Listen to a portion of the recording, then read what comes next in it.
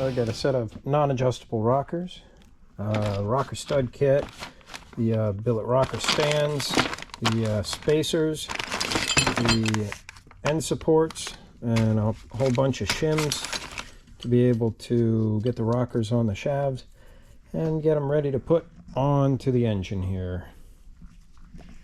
So that's what I'm going to work on, getting the rocker shaft set up. So I took some of the rockers, some of the parts, put them on a shaft, and put the shaft on the block. I wanted to just kind of get them in place, and then I can determine where there's going to be a shim, or I think what I'm going to do is stick in some shims from the top here, and it'll give me an idea of what the shims are, and it might even be the final.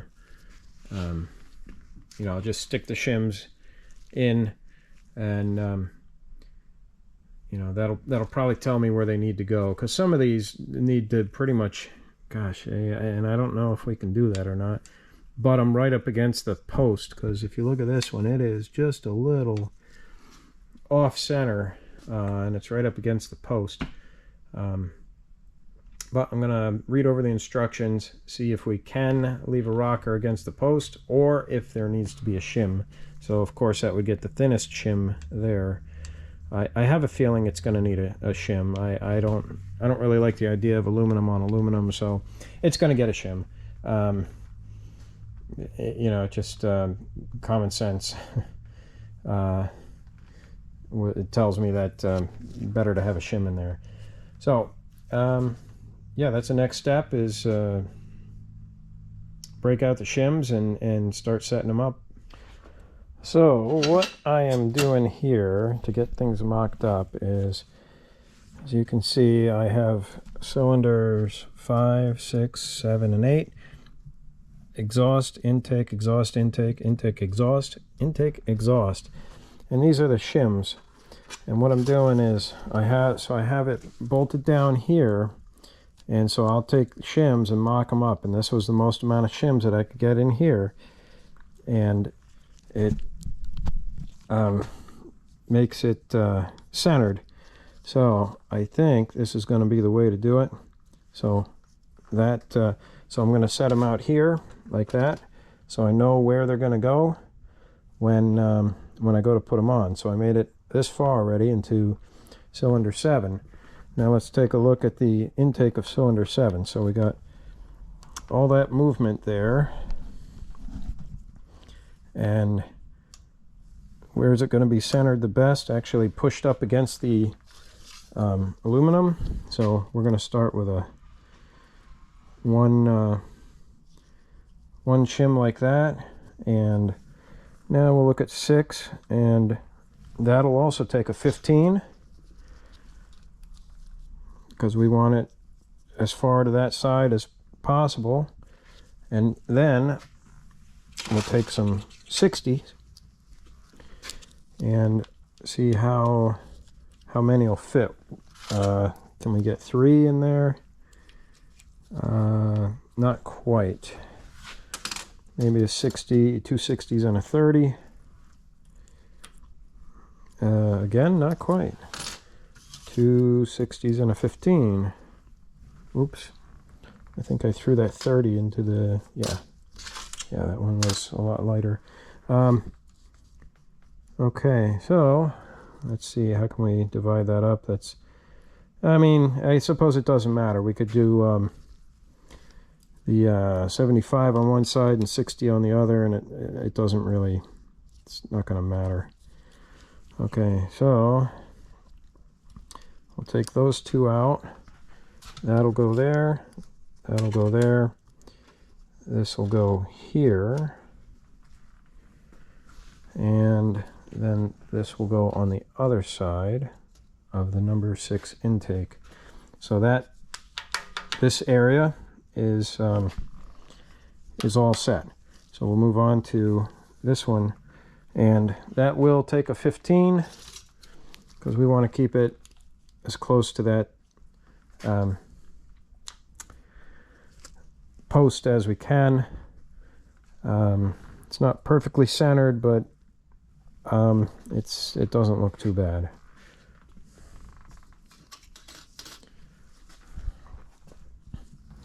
And same with this one, we'll go with a 15 and then find out what we need. We'll go with a couple 60s, see if those fit.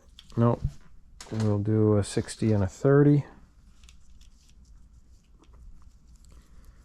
And it seems, well, we might be able to do a 60, 30, and a 15. But there's no clearance with that. I can spin it, but there's no clearance. So we're going to leave the 15 out. We'll do 30 and 15. 30 and 15 should bring us back to that amount. Yeah. So, okay, so then we're going to set those right there. Wait a minute. I got those in the wrong spot. So they're going to go here. That'll go there. This will go here. And then that one is there. And then we have just one more side to set up. And where do we want it? It looks actually pretty centered with the 60 on one side. Let's see what we can get to take up the slack. 60, 30, 15.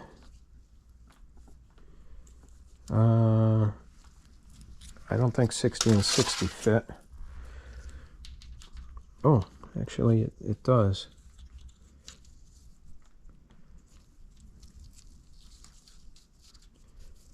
It does with a little bit of clearance. So 60 and then 60 and 60.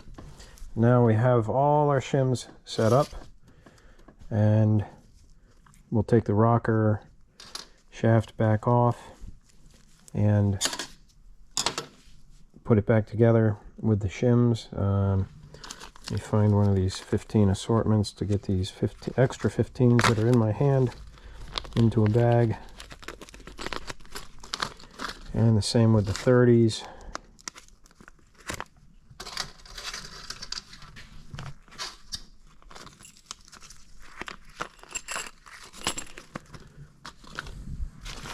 And the extra 60s.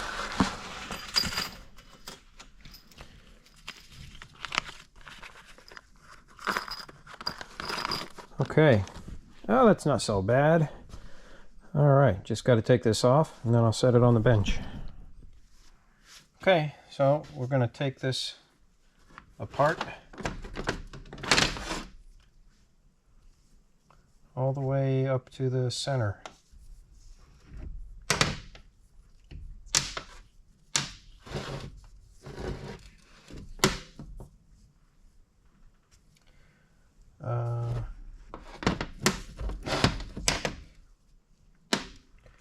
Okay, so this will be exhaust, intake, exhaust, intake,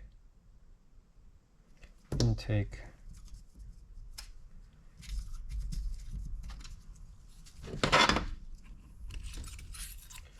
Put that there. Put that in. Try to keep this shaft from turning.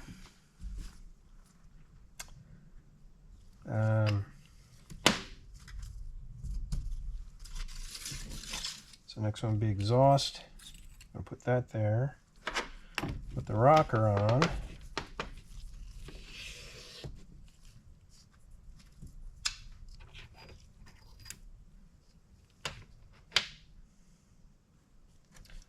And then the spacer. Those shims.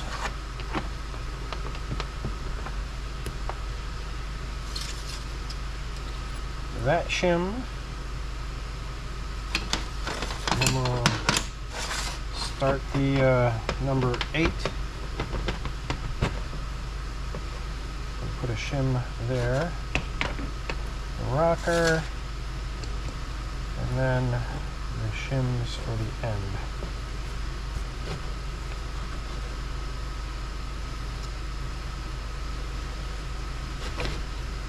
Okay, so that's on.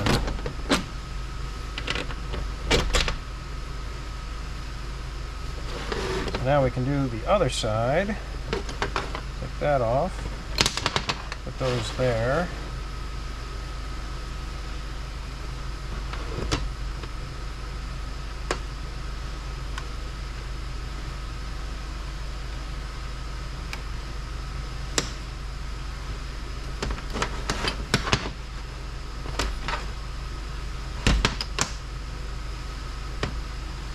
Okay, so then, yep, that comes off too. We got these shims, go there, and a spacer.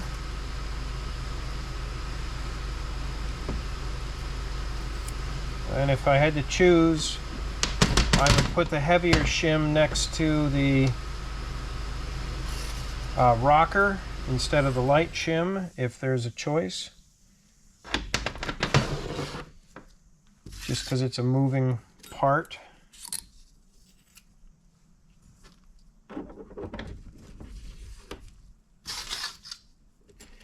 And as I'm looking at this, one question that comes to mind is, do these oil holes go up or do they go down? I'm going to have to look that up and see which way they go.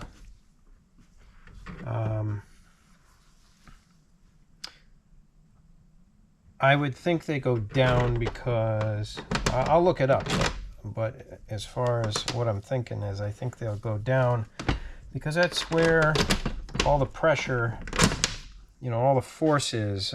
Since the spring is pushing up and then the lifter's pushing up, it's got the most amount of force on the bottom side of the rocker, so that would be the place to inject the oil. Alright, we got a shim that goes there. We're going to start the stand. Oops, a little too far. Okay, almost. A few more shims.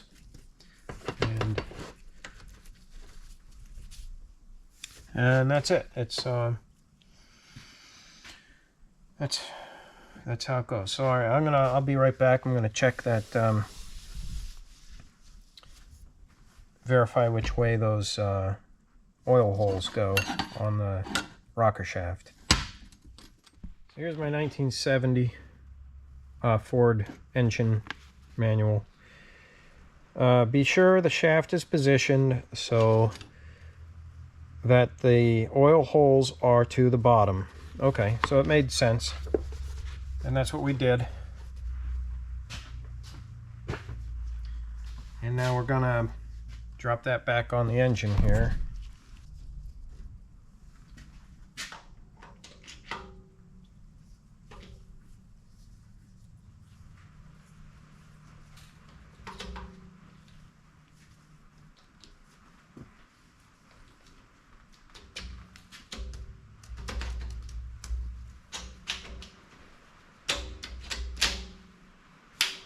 Okay.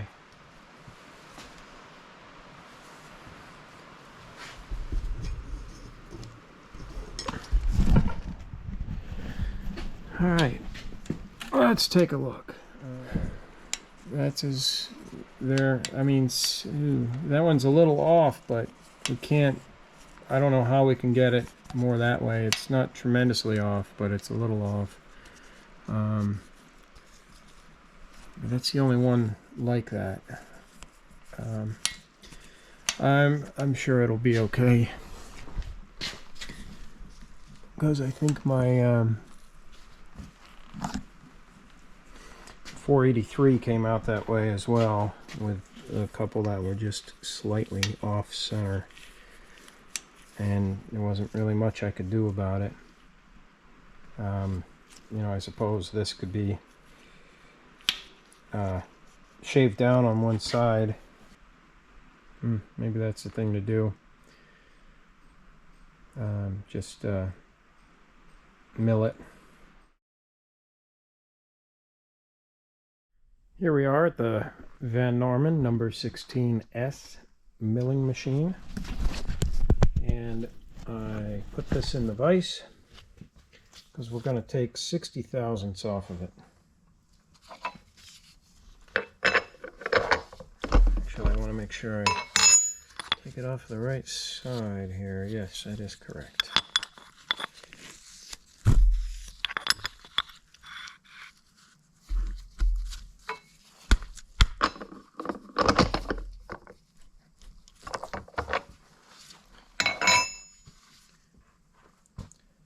Okay, we'll get things set up here and get the camera rolling again.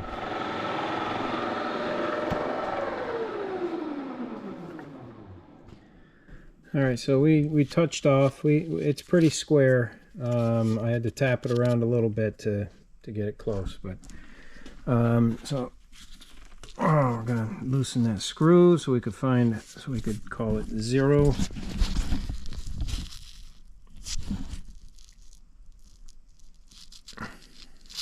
Right about there, and then we are going to add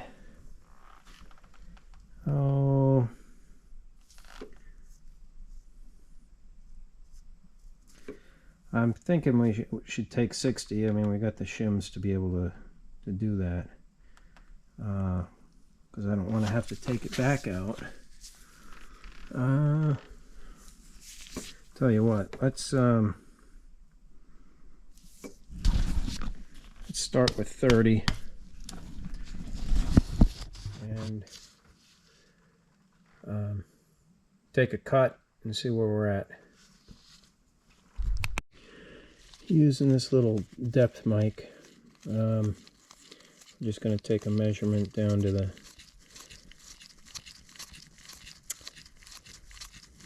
the parallel that it's sitting on, and then we'll be able to see how far we go. Well, hopefully this thing is not more than 1 inch.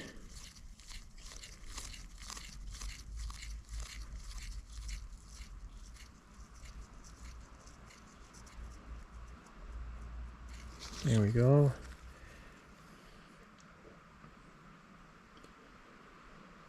The reading I'm coming up with is 982. So we're going to take 30, and then we'll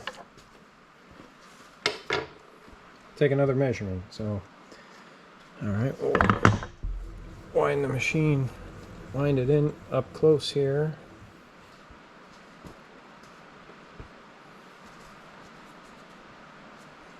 Let's turn it on.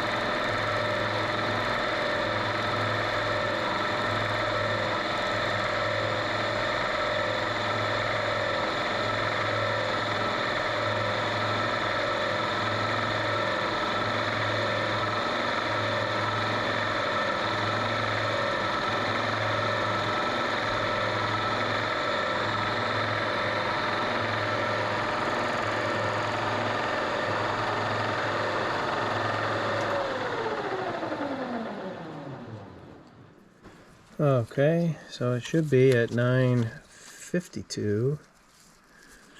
Make here there's not a chip that we're gonna get on top of there.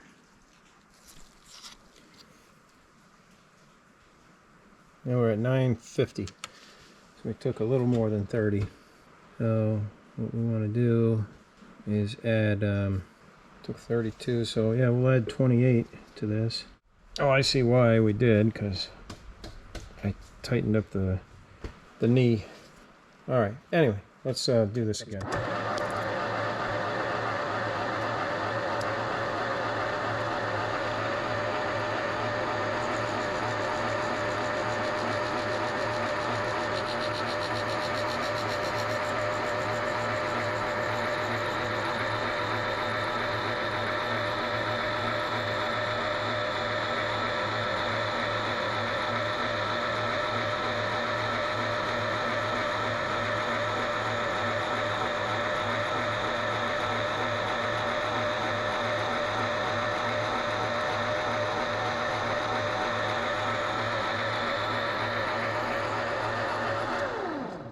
Okay, let's see where we're at now.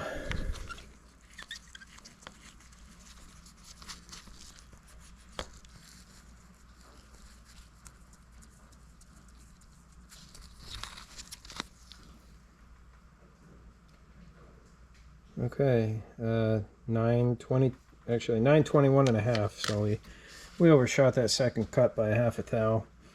That ain't gonna make one bit of difference here.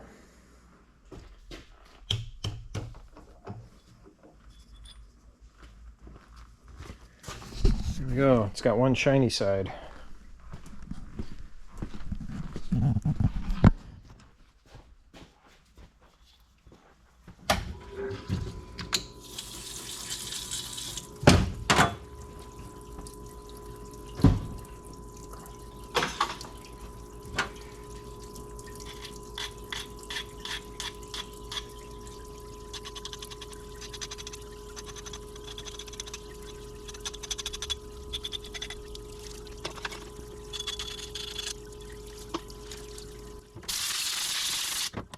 Okay, so we're going to put this back together.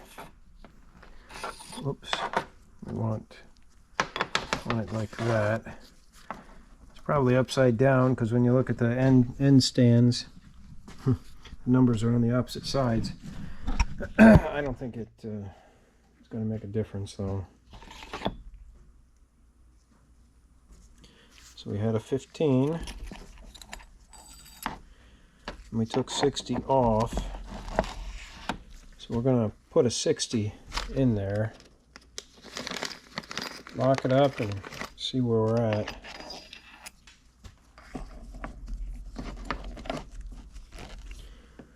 Okay, we'll plop that back on and see how it looks. Hey, well, what do you know? Look at that. It's pretty darn well centered. The roller is hanging off of both sides of the stem. Okay, good. All right, and everything else went back where it came from. Okay, great.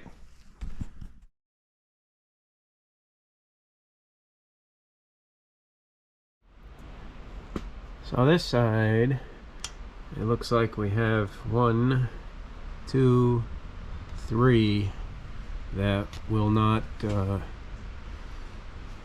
center.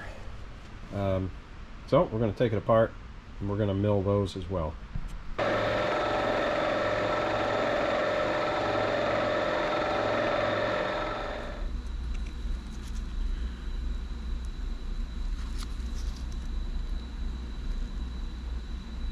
Yeah, right about where we want it. We went from this one was 977 thick, and we went down to 946 and a half. So we got 30 thousandths and 5/10 off of it.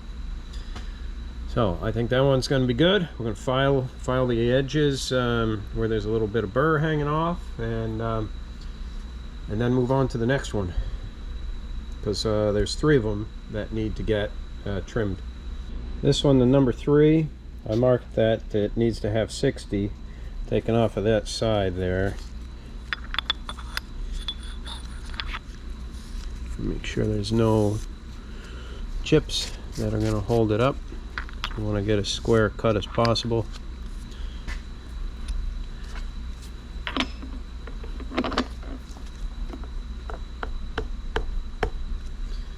That tightened up, and alright, so we're going to wind this in.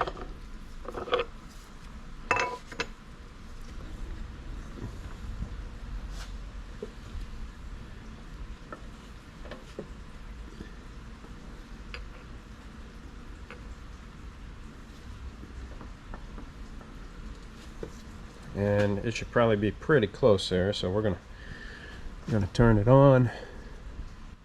All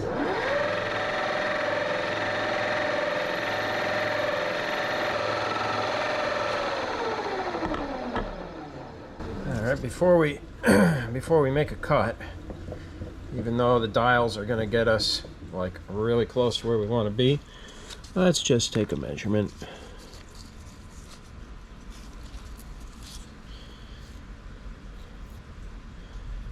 We're at 982 on it. And we're going to go down to 922. Going to write that here on my table. 982, 922. So I don't forget. Easy enough, but there's lots of things going on all the time. So easy to have something simple slip your mind. My mind, anyway. Okay, let's get this going again. I'll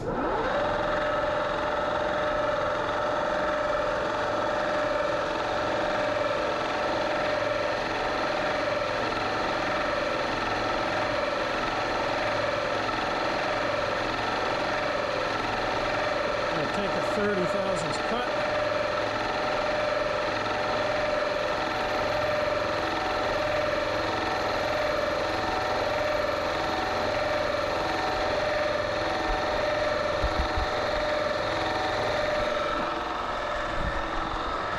Chips all the way out here.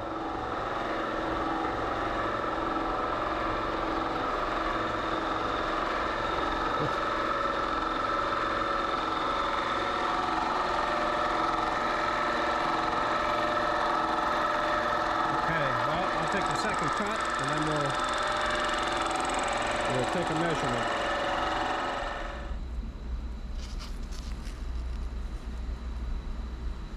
We are just right about within a couple tenths of 922.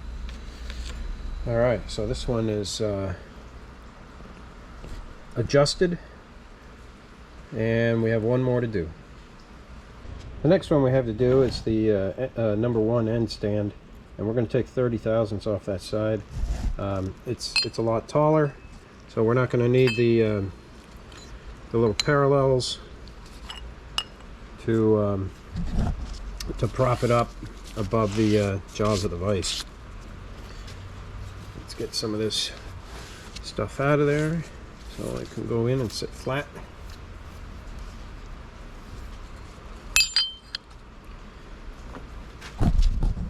Close this up.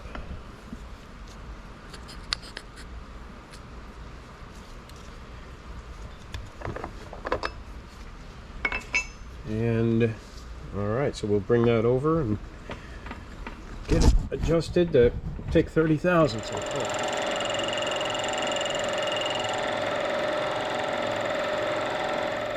So I think we're in good shape here. We'll grab the handle and get this opened up. Alright, so we'll file this one, and I think we're going to be in good shape to get this assembled and then put on the engine.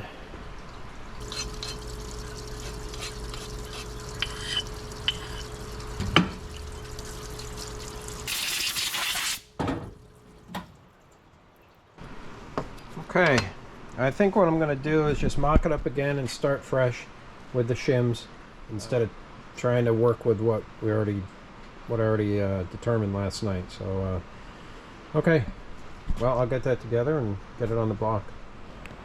Okay, here's my method for doing the shims here. So first I'll see where, how much space we need to get the rocker centered, or the roller tip centered. And I got a 60 and a 30, and that that centers it off of that side, so I'll let that stand there. And let's see, we've got a 60, a 30, and a 15, and that's too tight, so I'm going to get rid of the 15, and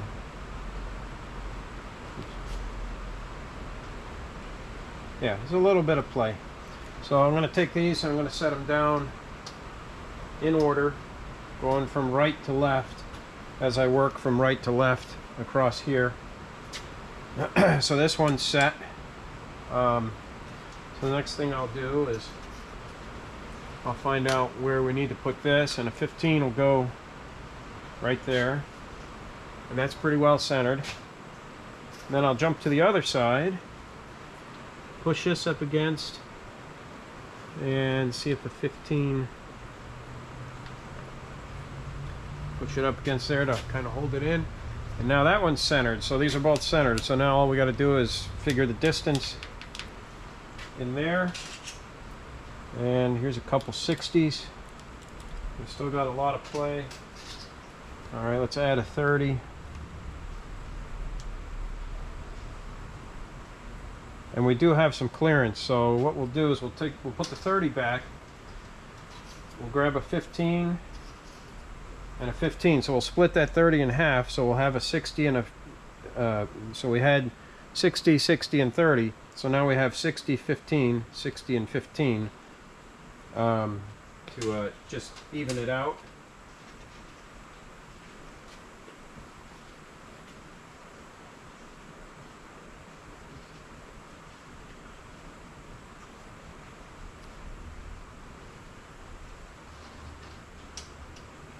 Almost getting myself out of order here. Okay, so now these are set. Boy, this one's kind of stiff. Might have to hone it. It's okay. It'll probably wear in, but it's not quite as loose as. I'll have to check that one for burrs.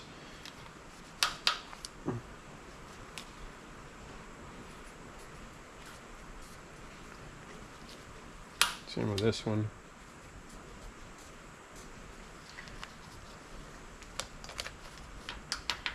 Okay, well, on to the next one. Pretty simple process here. A 15 gets that centered right up, and let's see on the other side here if a 15 will do it. Yep. 15 gets that centered, the roller centered over the valve stem. Now all we need to do is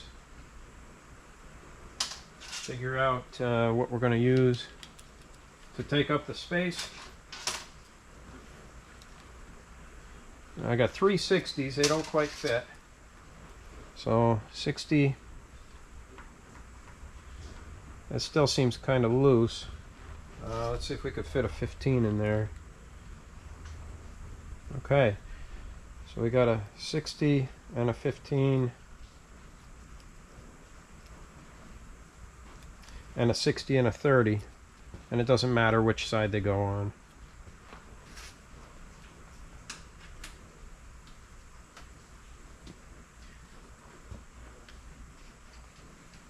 Okay, so this one's all set. All right, what's it gonna take for that? That one's pretty far off. So I got a 30 over here. And let's see how far off this one is. That'll take just a 15. What? Boy. What's...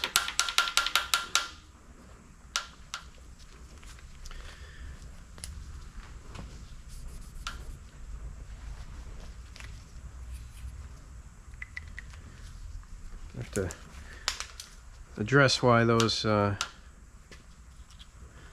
rockers are a little stiff on the shaft.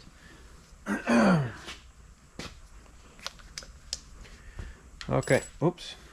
that one's not stiff. It moves pretty easy, but it'll stay in place to hold the rocker. So, all right, again, here we go.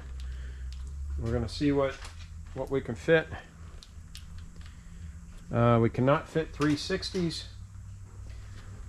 Let's see, 260s and a 30. Well, that seems just about right. So we'll throw back the 30 and grab two 15s just to split the difference. Take these out, line them up. And then we have one on the end. And let's see.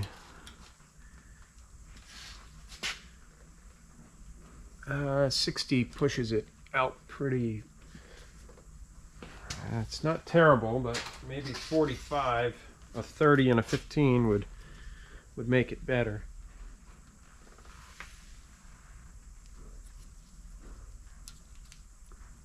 Actually, just a 30. 30, I like 30, just the 30 the best right there. It's good. It seems to be centered pretty well. All right, so let's find out the gap we need to take up. Quite a bit of gap.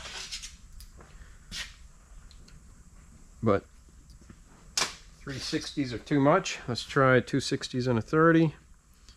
And yeah, we got a little bit of play there. So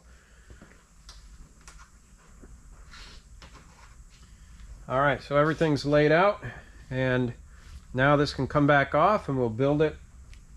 We'll put it back together with the shims laid out in the order they are. But pretty quick and easy to find out. So here we go. These are all the shims going from right to left, as we did going from right to left on the rockers to get the rockers shimmed up where they should be. So that's my method that I was using last night to do the other side. So I've already got some of these put in, and so I'll just work along here.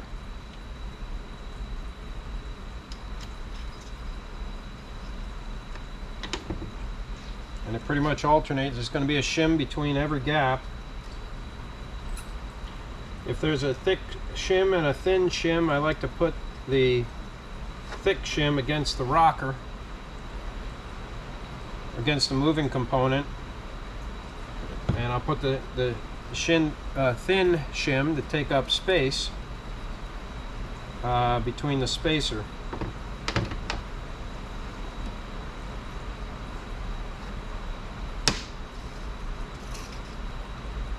So there we go with another shim, and this is one of the ones we cut.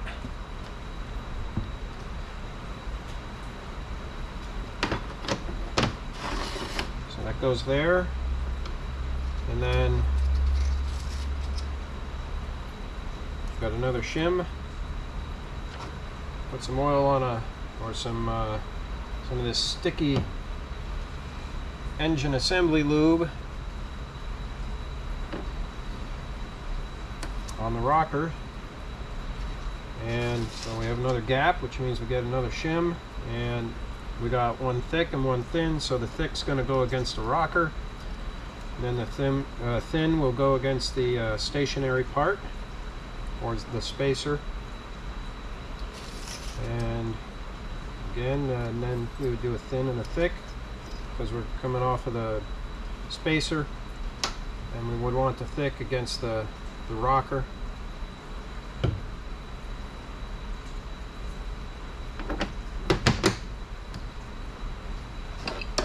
And one more shim.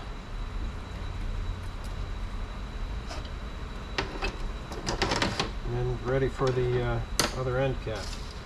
Get one shim there.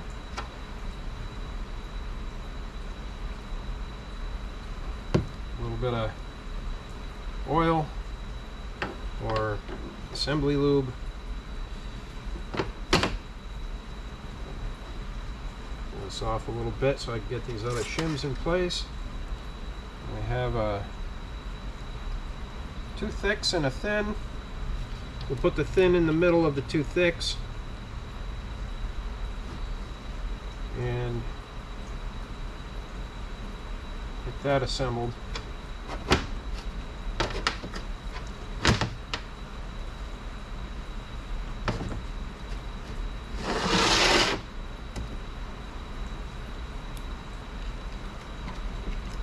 There we go.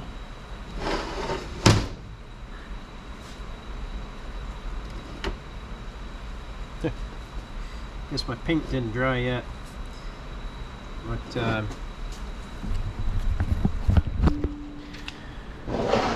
putting a little paint dot on there is the Brent Likens method of making sure that these oil holes are going to be facing down where they should be. And you know, if we question it later on, we can tell at a glance if it's correct or not, versus taking it off and taking it partially apart to determine if we have the shaft oriented in the correct direction. Alright, so that's ready to go back on the engine.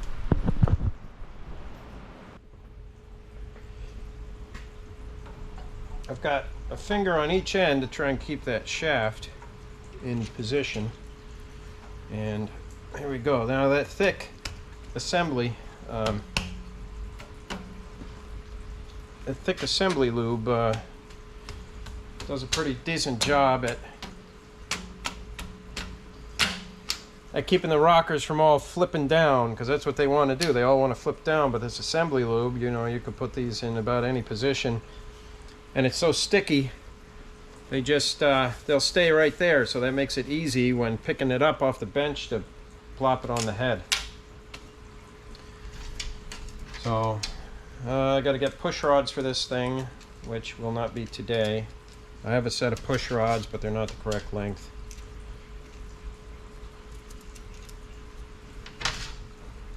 But we'll loosely bolt these on.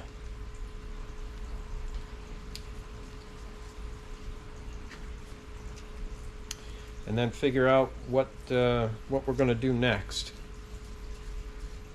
So on bank one, all the roller tips line up pretty darn well. They're pretty well centered. So a little trimming and setting up the shims and stuff. We got things where we want, and they all have a little bit of play, which is right where it should be.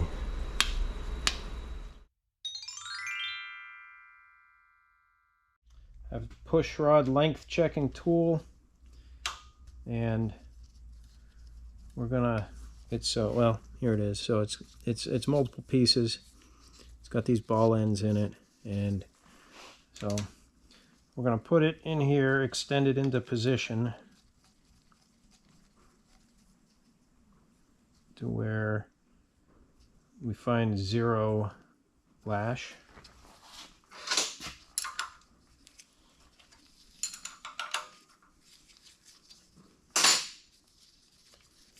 Loosen this up so we can get it out.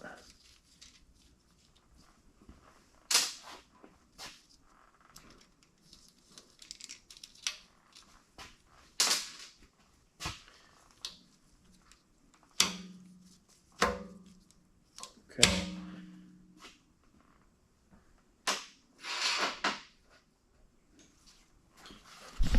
Now we are going to measure it.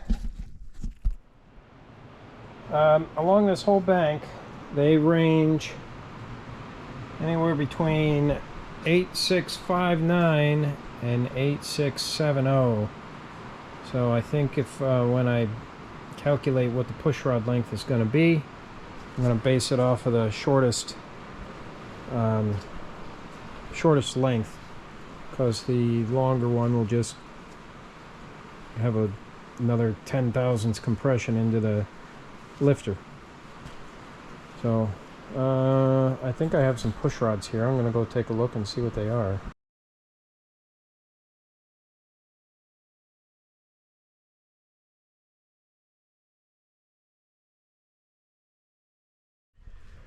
So here's another little tool I made, just for FEs. If, being I work on more than one FE, I decided it'd be nice to have a special tool. And can anybody guess what this tool is for?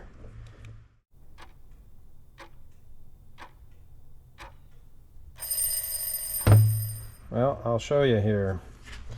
It drops down through the distributor hole. See, that diameter fits there. And it also drops down right in here. I got a little cutaway on the bottom. It's flat, so it'll clear the distributor gear. But it drops in here. And then the intake will drop down. It's just it'll go right into place with no worries about it being too far forward, too far back. It'll line it up so the distributor drops right in, and it's centered up. And then, of course, you know, I'll paint the engines that are all blue. That's why this thing's blue. And then it'll pull right out, and everything's good to ready for the distributor to drop in after the intake's tightened up. But yeah, nifty little tool. It was a fun time making it on the lathe and the milling machine. And it's even got an old Ford head bolt as a handle.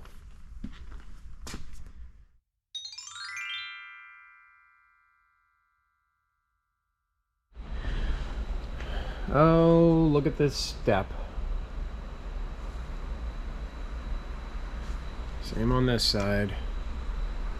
Intake valve cover rail on the intake's a lot higher. So it looks like it means we're going to need to mill the face of the intake a little bit.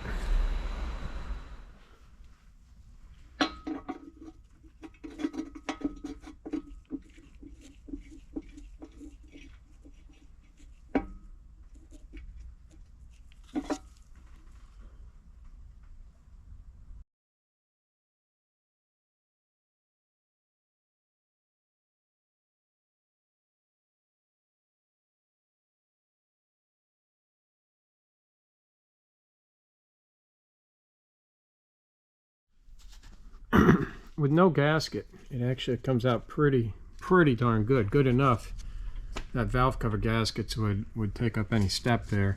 And it's surprising, you know, how much these manifolds flex when tightening them down, because it had a little more gap on the top than the bottom, and of course as soon as you tighten these bolts it just pulls it right flat. Because I had this over at the milling machine, and I was setting it up, and I said, well, you know, maybe I ought to take a feeler gauge and you know, see if I need to cut it at an angle or anything, but I didn't. And so it seems like we have to cut enough off the manifold to accommodate for the thickness of the gasket, which the gasket, I measured it a minute ago and I forgot. That's why it's always good to write things down. 52 on the gasket. All right, here we go with the intake manifold on the Big Van Norman 38 MEA. Everything is secured down over here, and it actually holds really steady. I indicated it in, and I found that I needed to put a couple shims here and over here, so this way it gives it a little tilt towards the inside, because when I was going up and down, indicating up and down, the gauge was moving, as this was not vertical here. So it's all set though. It stays probably within 2/10 between the top across this surface. So that's as square as it's going to get. So yeah, we're going to touch off, and then I think we're going to take 55 thousandths out of it.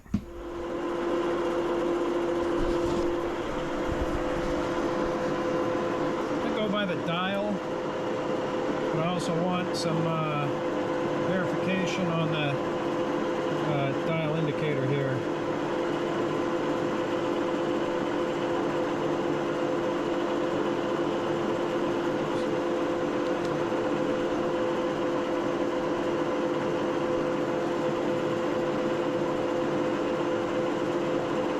Let's start with 30 and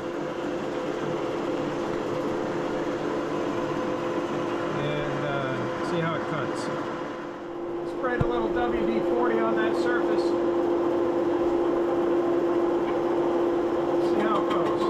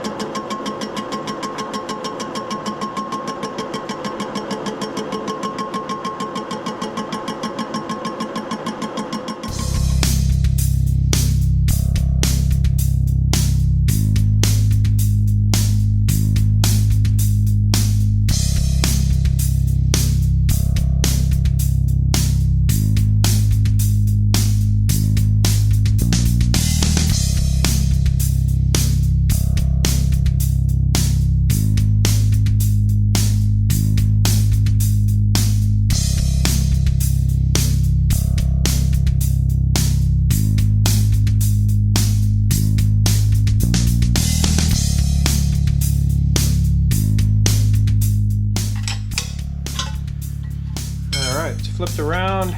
We're going to swap around some of these hold downs.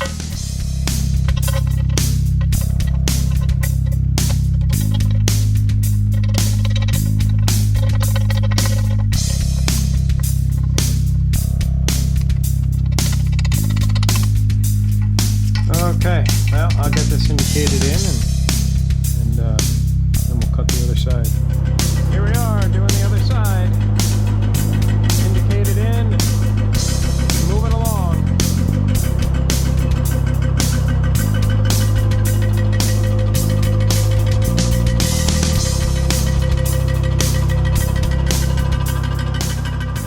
Waiting for a water pump to show up. After the intake goes on here, I got to get some push rods on the way, get those installed, and figure out what valve covers I'm going to use. Not sure which valve covers I'm going to use, whether it's powered by Ford or something that says Mercury. Mercury pent roofs are probably my favorite valve cover, but I don't know if I have another set. I might. I'll have to look around. Okay, gaskets are in place. RTV is on the china walls. There's a ring on the bottom side of the gasket and on the top side of the gasket for around the water ports. And I also did a small coating here, so it's already, you know, like it primed in a way. And my distributor, or yeah, my manifold alignment tool is in place. Let's go ahead and plop this thing on there.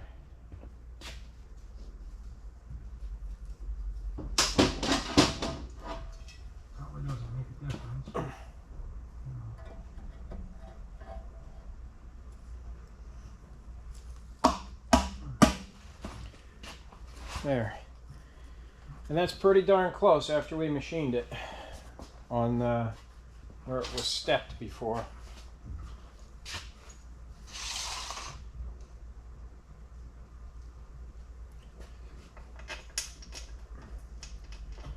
A little bit of lube on the bolts so they tighten up with no problem.